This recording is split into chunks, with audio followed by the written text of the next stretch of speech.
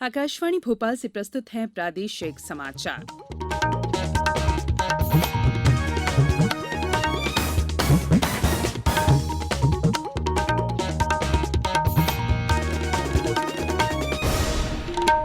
नमस्कार, समाचारों के साथ मैं संयुक्ता बैनर्जी। पहले मुख्य समाचार। आज आधी रात से राष्ट्रीय राजमार्गों पर टोल प्लाजा के सभी लेन फास्टैग लेन हो जाएंगे। प्रधानमंत्री नरेंद्र मोदी ने केरल के कोच्चि में 61 अरब रुपए की विकास योजनाओं का उद्घाटन किया। प्रदेश के 1 लाख हितग्राहियों को प्रधानमंत्री योजना में 16 फरवरी को दिया जाएगा स्वयं का घर। और प्रदेश में आज से चलेगा दस्तक अभियान, घर घर जाकर बच्चों में बीमारियों की जाएगी पहचान। अब समाचार विस्तार से। राष्ट्रीय राजमार्गों पर टोल प्लाजा के सभी लेन आज से फास्टैग लेन घोषित हो जाएंगे।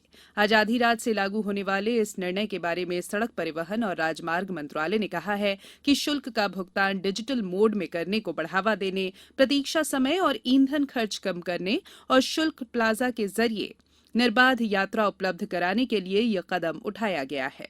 राष्ट्रीय राजमार्ग शुल्क 2008 के अनुसार शुल्क प्लाजा के फास्टैग लेन में बिना फास्टैग के या बिना वैध फास्टैग के प्रवेश करने पर उस श्रेणी के लिए लागू शुल्क का दोगुना जुर्माना देना पड़ेगा। मंत्रालय ने इस वर्ष 1 जनवरी से एम और एन श्रेणी के मोटर वाहनों में फास्टैग लगाना अनिवार्य कर दिया था। श्रेणी एम के अंतर्गत कम से कम 4 पहिया वाहन वाले वे वाहन आते हैं जिनका इस्तेमाल यात्रियों को लाने ले जाने के लिए किया जाता है। एन श्रेणी के अंतर्गत सामान ले जाने के लिए इस्तेमाल होने वाले कम से कम 4 पहिया मोटर वाहन शामिल हैं। ऐसे वाहन सामान के अलावा यात्रियों को भी ले जा सकते हैं। प्रधानमंत्री नरेंद्र मोदी ने कल शाम केरल के कोच्चि में 61 अरब रुपए की लागत वाली कई महत्वपूर्ण विकास परियोजनाओं का उद्घाटन किया। इस अवसर पर श्री मोदी ने कहा कि ये परियोजनाएं देश के विकास की गति तय करेंगी। उन्होंने कहा कि देश में अवसर के अनुरूप आगे बढ़ने और विश्व को बेहतरीन योगदान देने की क्षमता है। श्री मोदी ने Bharat petroleum corporation limited BPCL की प्रोपिलिन डेरिवेटिव पेट्रोकेमिकल परियोजना राष्ट्र को समर्पित की। इस परियोजना से एक्रिलेट, एक्रिलिक एसिड और ऑक्सो अल्कोहल का उत्पादन होगा। इस समय इनका आयात होता है। इस परियोजना से प्रतिवर्ष लगभग 37 अरब से 40 अरब रुपए की विदेशी मुद्रा की बचत होने की उम्मीद है। प्रधानमंत्री ने कहा कि ये परियोजना आत्मनिर्भरता की दिशा में हमारी यात्रा को सुदृढ़ करने में मदद करेगी। श्री मोदी ने कोच्चि में बोलगट्टी और वेलिंगटन द्वीप के बीच रोरो पोत सेवा भी राष्ट्र को समर्पित की। उन्होंने कहा कि इस परियोजना से भीड़भाड़, प्रदूषण और परिवहन लागत में कमी आएगी। प्रधानमंत्री ने स्थानीय पर्यटन उद्योग को बढ़ावा देने और आसपास के अधिक से अधिक क्षेत्रों की यात्रा करने का भी आग्रह किया। उन्होंने बताया कि विश्व पर्यटन सूचकांक रैंकिंग में भारत 65वें स्थान से 34वें स्थान पर पहुंच गया है। उत्तराखंड में चमोली जिले में रैणी गांव तथा तपोवन स्थित एनटीपीसी परियोजना स्थल पर आई बाढ़ को 7 दिन बीत चुके हैं। अब भी लापता लोगों के शव निकाले जाने का कार्य जारी है। बचाव दलों ने कल 13 शव निकाले, जिनमें से 7 रैणी गांव के पास से और 6 तपोवन की सुरंग से निकाले गए। अब तक 51 शव निकाले जा चुके हैं और करीब 153 लोग अभी भी लापता हैं। कोविड-19 से बचाव और सुरक्षित रहने के 3 उपाय। मास्क लगाएं, 2 गज दूरी है जरूरी, सुरक्षित दूरी रखें, हाथ और मुंह साफ रखें। ब्रेक के बाद बुलेटिन में एक बार फिर आप सभी का स्वागत है। केंद्रीय गृह मंत्री अमित शाह और मुख्यमंत्री शिवराज सिंह चौहान 16 फरवरी को प्रधानमंत्री आवास योजना अंतर्गत मध्य प्रदेश के 1 लाख हितग्राहियों को उनके नए आवास में गृह प्रवेश करवाएंगे। गृह प्रवेश महोत्सव का वर्चुअल कार्यक्रम मिंटो हॉल में सुबह 11 बजे से होगा। गृह प्रवेशम कार्यक्रम में केंद्रीय मंत्री श्री शाह और मुख्यमंत्री श्री चौहान हितग्राहियों से वर्चुअल संवाद भी करेंगे। प्रदेश में प्रधानमंत्री आवास योजना के अंतर्गत इतनी बड़ी संख्या में गृह प्रवेश कराए जाने का ये दूसरा बड़ा आयोजन है। इससे पहले 12 सितंबर 2020 को प्रधानमंत्री नरेंद्र मोदी ने प्रदेश के 2 लाख हितग्राहियों को गृह प्रवेश करवाया था। प्रदेश में योजना के अंतर्गत कोरोना की चुनौतियों से निपटते हुए 3 लाख से अधिक आवास निर्मित किए गए। प्रधानमंत्री नरेंद्र मोदी की इस महत्वाकांक्षी योजना के तहत मध्य प्रदेश में लगभग 18 लाख ग्रामीण परिवारों को अपना घर उपलब्ध कराया गया है। बच्चों में आमतौर पर पाई जाने वाली बीमारियों की पहचान करने और उन्हें तत्काल उपचार देने के उद्देश्य से प्रदेश में आज से दस्तक अभियान शुरू हो रहा है। स्वास्थ्य और महिला एवं बाल विकास विभाग के समन्वय से 20 मार्च तक चलने वाले इस अभियान में 5 वर्ष तक के बच्चों वाले परिवारों का सर्वेक्षण किया जाएगा।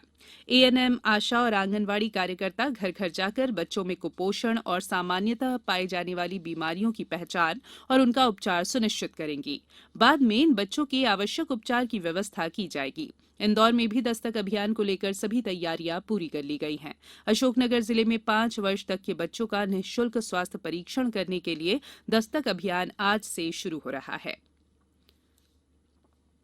प्रदेश की प्रसिद्ध प्राचीन नगरी मांडू में खोजने में खो जाओ थीम पर आधारित मांडू उत्सव का आयोजन किया गया।